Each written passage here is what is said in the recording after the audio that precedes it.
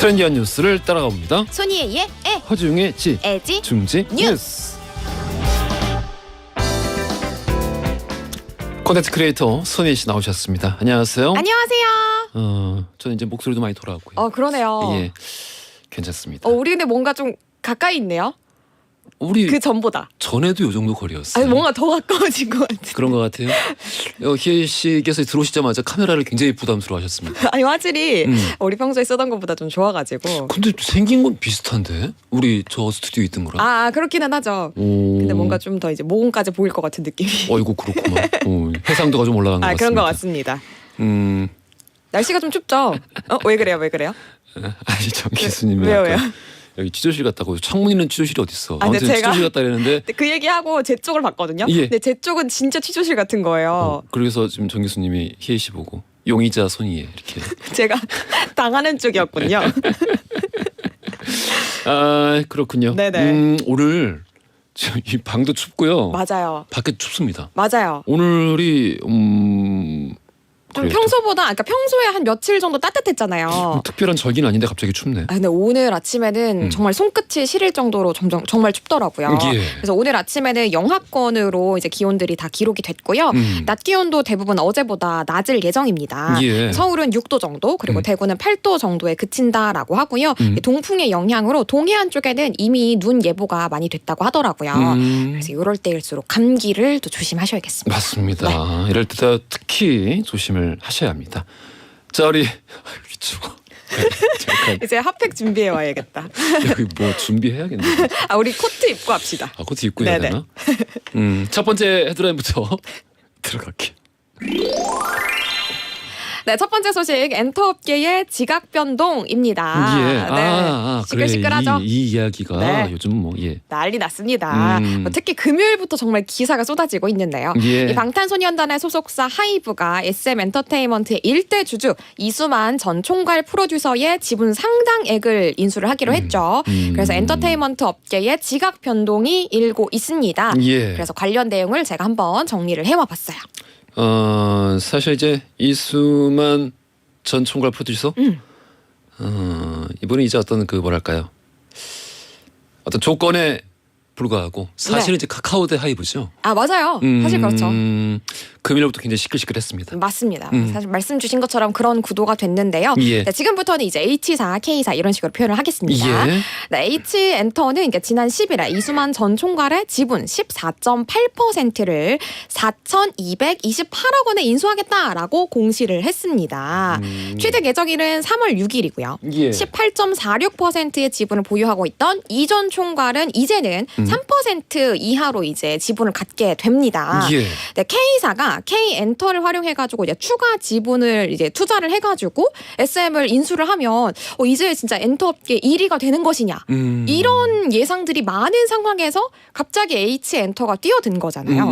네, 그래서 K사도 당황하고 그리고 이 사건을 당연히 K사가 인수를 할 것이라고 생각했던 사람들도 당황하고 예. 네, 금요일부터 아주 시끌시끌합니다. 아이고, 하이브가 또 그 우리 개인 투자자라고 해야 되려나? 보통 이제 네네. 우리 소위 이제 그 개미라고 부르는 네네, 소액 투자자들. 그분들 것도 이제 공개 매수를 시작했더라고요. 맞아요. 예, 그러니까 최대한 지분을 끌어모으겠다는. 맞습니다. 네, 그러니까 내달 1일까지 이제 공개 매수를 하겠다라고 이제 주식 1도 모르는 내가 이 정도 알 정도면은 진짜 지금 이게 다 아는 거예요. 단 정말 진짜 사실 뉴스 탭에 들어가면은 거의 이 기사가 뭐 한 5할, 6할 정도 될 정도로 기사도 엄청 많이 나오고 있고. 아이고 그렇군요. 네, 그러니까 높은 주당을 받겠다. 그러니까 주당 12만 원에 공개 매수를 하겠다라고 선언을 한 겁니다. 예. 근데 여기서 공개 매수를 모르는 분 있으실 수 있으니까 제가 한번 짚고 갈게요.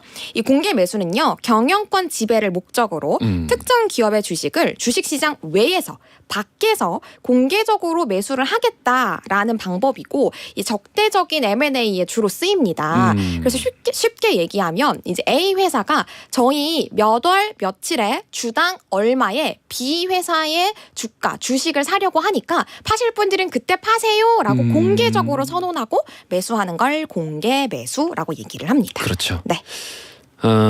애초에 이제 그 네.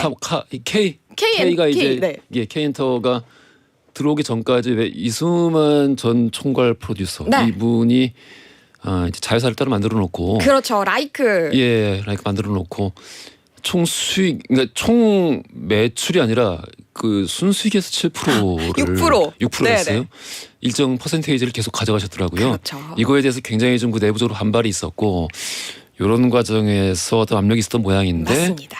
요게 이제 좀 표면상의 어떤 이슈가 됐죠. 이수만이 없는 SM은 존재할 수 없다. 아 그렇죠. 이렇게 하면서 지금 하이브가 들어온 거죠. 그렇죠. 이제 반 이수만 쪽이 K사랑 그러니까 손을 잡은 거였잖아요. 그래서 이수만 쪽에서는 이제 H사랑 손을 잡게 된 그런 구도가 된 거죠. 이 부분 때문에 아마 이제 사람들이 많이 좀 맞아요. 재미있어 한다고 마치 우리 표현하면 이제 되려나? 조금 그렇긴 하지만 좀 게임 구경하듯이 그렇죠. 예, 그렇게 된 상황이 되어버렸습니다. 아 그렇군요. 네네.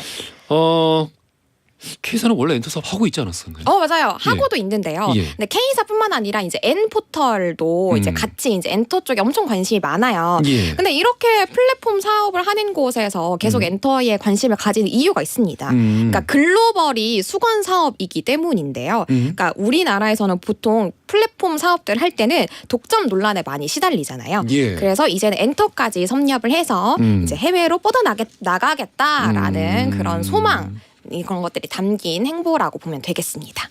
결국 뭐 이렇게 되다 보니까 SM 뭐 주가가 뭐 많이 올랐습니다. 아이고. 네, 오늘 아침만 봐도 이제 예. 한국거래소에 따르면 SM 주가 코스닥 시장에 9위를 기록을 했습니다. 음. 한동안은 정말 몇 년 동안에 계속 10위권 밖이었습니다. 예. 근데 10위권 안으로 들어온 게 정말 오랜만이에요. 2014년 이후로 계속 10위권 밖이었으니까요. 그래서 이런 지각 변동을 통해서 SM의 몸집이 더 커지는 것 아니냐라고 얘기도 많이 나오고 있고요. 조금 더 예. 지켜봐야 될 것 같아요. 아이고 그렇군요. 알겠습니다. 우리 다음 헤드라인 들어가 볼게요. 네, 두 번째 소식 참기름병이 국보였다니입니다.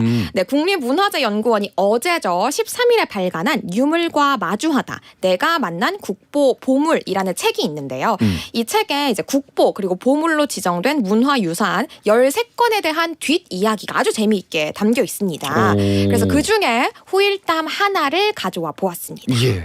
네, 1920년대에 한 할머니가 참기름병으로 쓸만한 골동품을 주웠어요. 주워서 이렇게 잘 참기름병으로 쓰셨는데요. 그렇지. 이게 훗날 시간이 흘러가지고 우리나라의 국보로 지정이 된 일화입니다. 아이고. 네, 이 책에 담긴 얘기에 따르면요. 이 할머니가 1920년대 경기도 팔당 인근에서 나무를 캐다가 흰 병 하나를 발견을 하십니다. 예. 목이 쫙 길게 빠져 있어서 참기름을 담기 아주 딱이다. 예. 라고 생각을 하셨던 거죠. 그래서 참기름을 담아가지고 이제 한 골동품 상에게 그때 당시에 1원을 받고 파셨어요. 근데 그게 이 골동품 상은 이 병이 조선 백자임을 알아봤던 거예요. 근데 이게 그 조선 백자가 이제 주어질 수 있었던 배경이 그걸 주었던 장소가요. 조선시대 왕실용 자기를 생산했던 사홍원 분원 가마터였다고 합니다. 저 콧물 나요. 많이 좋아요. 콧물 나와요. 여러분 철원에서 함께하고 있습니다. 여기 왜 이래? 여기 왜 진짜 추운데? 와 여기 뭐 얼음 알겠는데 여기? 많이 추워요? 어우. 또 참기름 얘기하고 있었죠? 그렇죠. 예. 참기름으로 들어갈게요. 예, 예. 그렇습니다. 그래서 그 이후에 골동품상은 이미 이게 백자라는 거를 눈치를 챘잖아요. 예. 그래서 일단 1원에 사고요. 그리고 다른 골동품상에게 60원에 팔았고요. 예. 돌고 돌아서 1936년에 열린 경매에서 당시 14,580원에 낙찰이 됐는데요. 이게 얼마나 큰 돈이냐면요. 역대 그 조선 백자로서도 역대 최고치였고요. 당시의 돈으로 기와집 15채를 살 수 있는 돈이었다고 합니다. 15채. 어마어마하죠. 이야. 네, 이걸 누가 샀냐면요. 바로 우리 훗날 간송미술관을 세운 간송 전형필 선생이 이 백자를 산 거였습니다. 그 간송 네, 선생님이. 백자의 가치를 알아본 거였죠. 그래서 1997년에는 우리나라의 국보로 지정이 됐다고 합니다. 국보가 됐다. 네. 뭐 이제 국보, 보물, 뭐 이제 몇 호 이런 건 우리 없어졌다고 지난번에 맞아요. 이야기 있었죠. 맞아요. 한번 예. 다룬 적이 있었는데요. 그러니까 문화재청은 이 국가 지정, 국가 등록 문화재를 표기할 때 표기했던 지정 번호를 표기하지 않도록 시행 규칙을 이미 변경을 했습니다. 예. 왜 그렇게 했냐면 사실은 이 번호는 지정된 순서였을 뿐인데 사람들이 우리 국민들이 인식하기로는 이거 가치에 따라서 번호가 매겨진 것 아닌가라고 생각을 해가지고 문화재 사이에서도 서열화가 된 거예요. 예. 그렇기 때문에 이걸 없애고자 지금은 그냥 국보 숭례문 뭐 국보 땡땡 보물 땡땡 이런 식으로 번호를 없애서 호명하고 있습니다. 그래요. 우리 많은 분들이 오늘은 선정답 너무 쉽다. 오! 정답은 분명히 공개 매수다. 라고 지금 너무 산더미 같이 문자를 너무 상세하게 설명했네. 예. 하지만 예상을 뒤엎고 예. 뒤에서 나옵니다. 뒤에서 나와요? 그렇습니다. 이러면은 안 되는데. 선정답자 없는 거 아닌가요? 그럼 계속 다 지금 공개 매수만 보내주고 계시는데. 어우, 대체 뭐 아니에요. 힌트라도. 힌트.